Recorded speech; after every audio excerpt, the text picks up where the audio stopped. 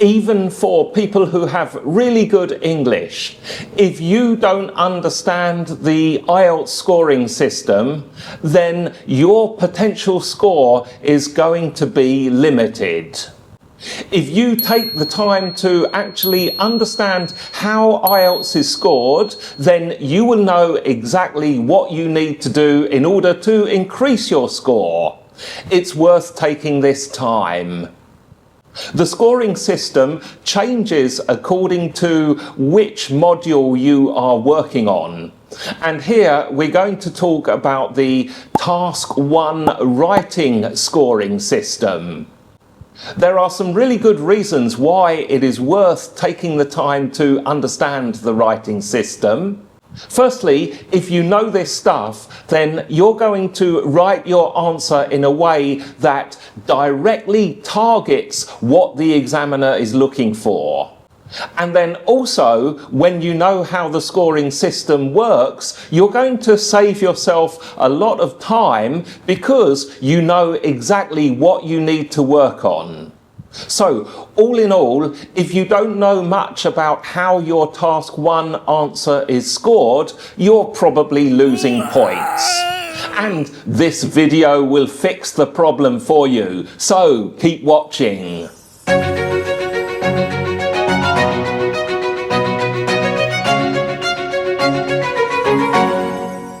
Welcome to the IELTS Breakthrough YouTube channel. My name's David Bourne and I am your IELTS coach. IELTS Breakthrough helps you get a high score in IELTS so that you can study at an international university or progress in your career.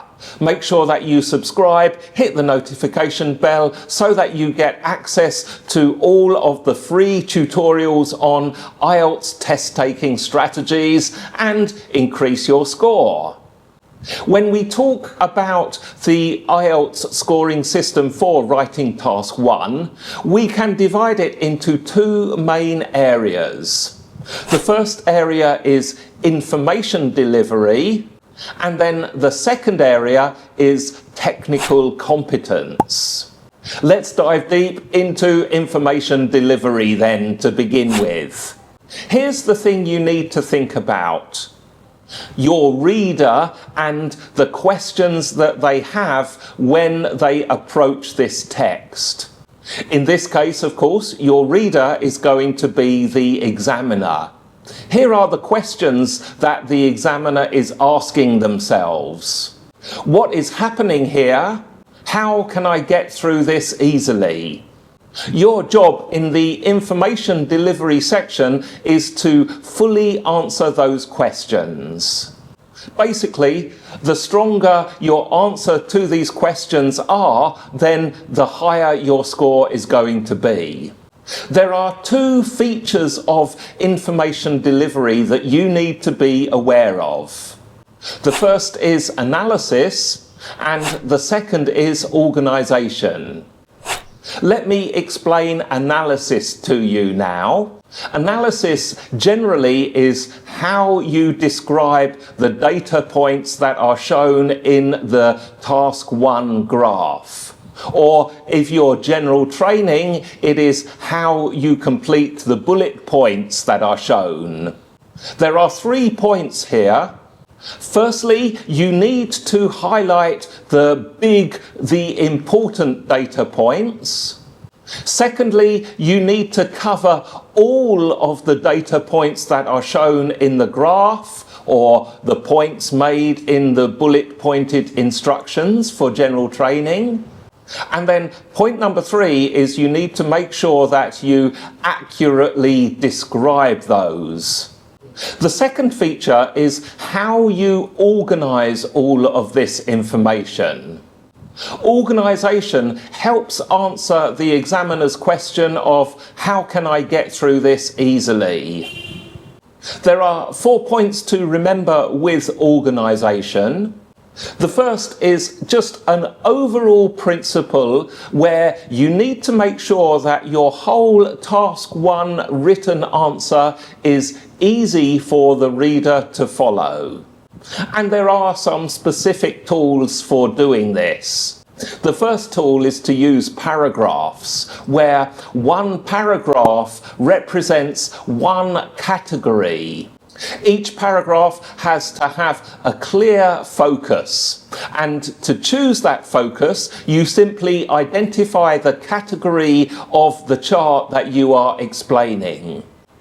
Once you have got your paragraphs right, you also need to think about the sentences inside those paragraphs. And you need to make sure that each sentence connects clearly and easily to the one that went before. And the final tool is just to kiss. That is, keep it simple, sayang. Sayang means sweetheart, so if you want the English version, keep it simple, sweetheart. This really refers to the sentences. Don't make your sentences too long. Keep them nice and simple sentences. The fewer mistakes that you make, the better. Here are a few questions that you can ask in order to just check your information delivery. Have I identified the 2 or 3 main trends at the start of my answer? Have I covered all the data points? Are my paragraphs organised by category? Let's look at the second area of scoring, which is your technical competence. If you like, you can think of the information delivery side of things as the kind of structure or the body. Using a kind of biological analogy, think of the information delivery as the body of your answer. And bodies need energy to move around. So the technical competence is the energy that you feed the body to make it work and do things. It's also important to remember that with your task 1 score for writing, then attention to detail is very important, especially when it comes to technical competence. Even small errors will be noticed and can affect your score. So, technical competence has 2 features. Can you guess what they are? I think maybe you were thinking of them as I introduced this side of things. Of course, technical competence in writing is going to be the vocabulary and the grammar that you use in your answer. Taking a look at vocabulary first, the good news is that with task 1, there are some very clear vocabulary areas that you can prepare for and use to impress the examiner. For academic, I'm talking about trend words describing ups and downs, and also I'm talking about how to make comparisons. Now, if you don't know about trend sentences and comparisons, make sure that you take a look on the videos on micro skills that I have on the IELTS Breakthrough channel. They will explain to you that in detail. But basically, make sure you are fully aware of the vocabulary you can use for these micro skills. I'll just give you an example to show you what I mean. Take a look at this trend sentence. The sales of ice cream went up a lot in 1995. Nothing wrong with that sentence. There is no error in it, but the vocabulary is pretty regular. You can use more interesting vocabulary. Take a look at this. The sales of ice cream ballooned in 1995. Just changing the vocabulary has improved that sentence. With vocabulary, you also need to think about the accuracy and how you use the words. Make sure that you have the correct word form, noun, verb, or adjective, and make sure that you are using the words in the right way. Here are some examples, and spoiler alert, these are examples of mistakes in vocabulary.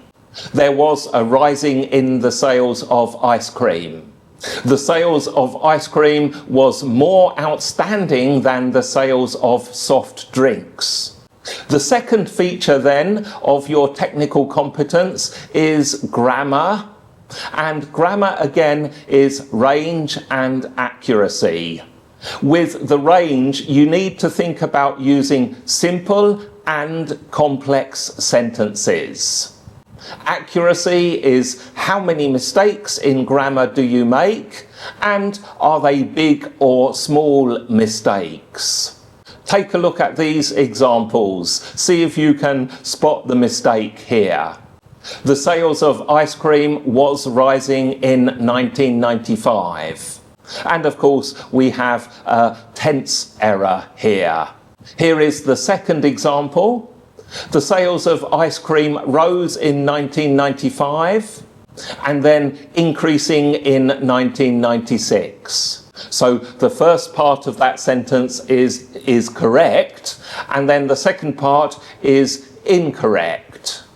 Be careful with "and then." In this example, this is a very common error that writers make, trying to put two pieces of information together. What you would need to do is to separate the first part, rising in 1995, and then separate it from the second part, the increase in 1996. Separate those, write two sentences. Here are a few questions that will help you to check your technical competence. Have I checked the micro skills for grammar and vocabulary? Micro skills, I mean checking your trend sentences, your variables, and your comparisons. Check out those videos again if you want to know more about the micro skills. The second question is to check your sentences. Are my sentences too long? Have I joined information together? And the last question, have I checked spelling and pronunciation? There we have it, ladies and gentlemen. That is some of the principles that you need to consider for your Task 1 writing score. Let me just summarize the main points here. Consider your information delivery with the two features of analysis and organisation. And then look at your technical competence in terms of your vocabulary and your grammar. It's important to note that in terms of information delivery, this is something that you can really improve quickly and easily. Once you understand how to organize everything, how to analyze the question, then it's really easy to make big progress. And then on the other side, with technical competence, that's about growing confidence in grammar and vocabulary. So that's going to take more time and energy. Let me know in the comments, do you have any problems with Task 1? What are they? Is there anything more you would like to know about the Task 1 scoring system?